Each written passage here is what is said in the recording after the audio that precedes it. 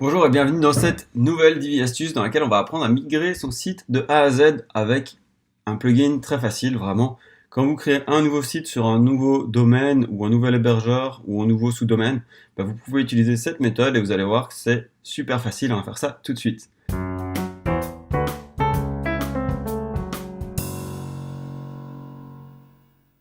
Donc première chose, il faut se rendre sur son site ici.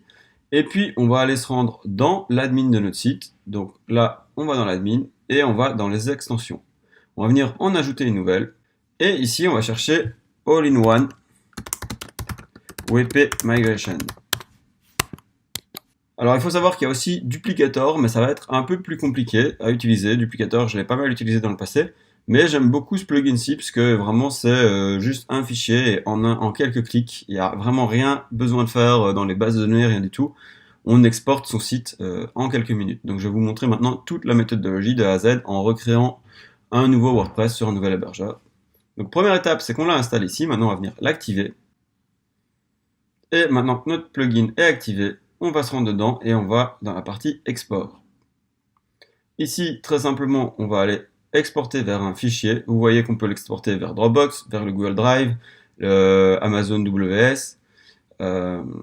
Donc tout plein de méthodes pour sauver son site et le backuper automatiquement quand on en a besoin. Mais nous, on a juste besoin du fichier qu'on va venir réimporter sur notre nouveau site.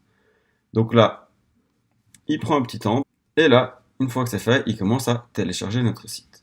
Donc le site en question, c'est bien le site des tutos des cours Divi. Donc là, par exemple, c'était une infographie qu'on a créée dans une astuce Divi. Ici, c'était juste une page d'accueil où on avait montré quelques exemples de sites. Et je peux me balader sur le site et vous verrez plein de choses qu'on a appris à faire avec Divi. Donc ça, c'est pour la petite parenthèse pendant le téléchargement. Donc ça, c'est par exemple à Divi Astuce 15, on apprend à créer ceci. Voilà, maintenant il a fini d'exporter mon site. C'est un petit site, vu que c'est le site des tutos, il n'y a pas grand chose. Il y a d'autres sites qui vont prendre beaucoup plus longtemps à télécharger. Là, on clique sur télécharger et on va venir enregistrer notre site. Moi, je vais simplement le sauver sur mon bureau. Comme ça, c'est facile à retrouver après. Et pendant que ça télécharge, on va se rendre dans notre cPanel. Donc là, je suis sur le cPanel de SiteGround.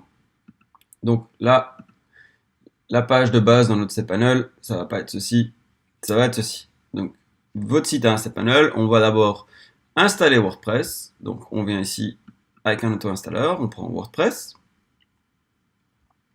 Là, on lui dit qu'on veut installer notre site maintenant.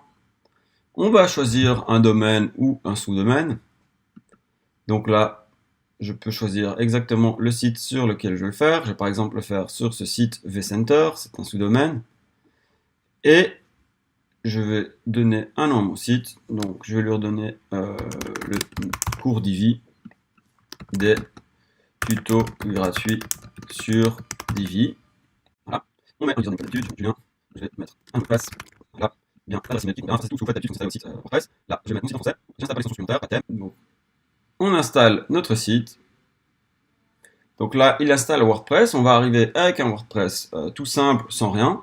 Et puis quand on va recréer notre site, il va reprendre tout ce qui est déjà dessus, même notre thème Divi, même la clé API de Divi. Donc il se mettra à jour automatiquement. Il n'y a plus besoin de rien reconfigurer. Tout est vraiment tel quel à l'export.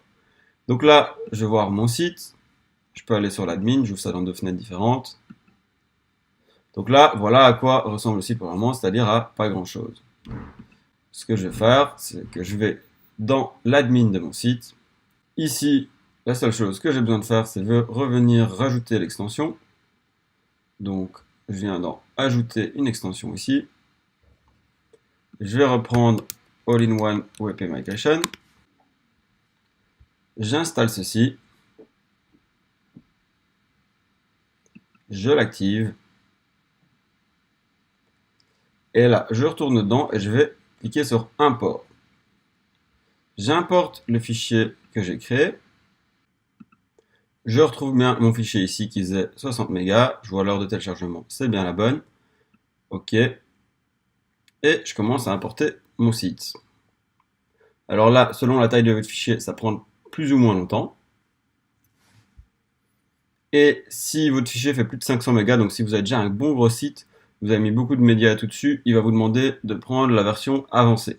Donc c'est le seul petit inconvénient du plugin, c'est qu'il y a une version payante dès qu'on a des fichiers qui font presque un demi-giga, enfin qui dépassent le demi-giga.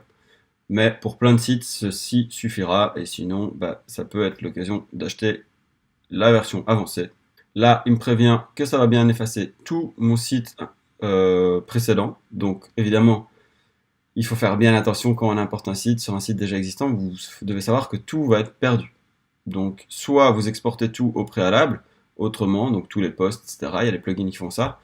Soit vous vraiment, comme ici, vous partez sur une base vide, ce qui est généralement le cas, hein, quand on importe un site ailleurs, sur un autre domaine, un autre sous-domaine, etc. On veut partir de zéro. Donc, c'est pas un problème, on lui dit continue. Et là, il me dit, ok, ça a été bon, ça a été fait. Alors là, il me dit de bien sauver ma structure de permalien 2 fois. Donc, je vais retourner dans mon site. Je vais aller dans les paramètres. Là, évidemment, il me redemande mon nom et mon mot de passe. Alors ça, c'est bien le nom et le mot de passe de l'ancien site web. Donc, n'oubliez pas ça, qu'il faut pas, c'est pas les paramètres de login qu'on vient de créer avant. C'est ceux de l'ancien site. Et ici, donc dans les paramètres de lecture, là, on est bon. L'onglet permalien, maintenant qui n'existait pas avant, j'oublie ça parfois. Il me dit de bien le sauver 2 fois. Donc je viens ici, j'enregistre une première fois, j'enregistre une deuxième fois. Et là, si je retourne dans mon site, j'ai bien tout le site tel qu'il était créé auparavant. Donc voilà, je suis bien sur mon nouveau nom de domaine, sur un autre hébergeur, et j'ai bien tout mon site qui se retrouve tel qu'il était avant. Donc voilà, là c'est de nouveau des tutos, des choses qu'on apprend à créer dans les tutos. Donc je vous invite de nouveau à regarder les autres Divi astuces si vous voulez plus de tutos sur Divi, apprendre à créer tout ce qu'on a créé ici, toutes ces pages-ci, etc. Et je vous dis à très bientôt. Mettez un pouce si la vidéo vous est utile. N'hésitez pas à poser vos questions en commentaire. Et je vous dis à très bientôt. Passez une bonne journée. Ciao. Merci, c'était Julien. Ah oui, j'ai oublié de vous dire, il y a une formation gratuite de 3 heures sur Divi pour apprendre à créer un site de A à Z avec Divi.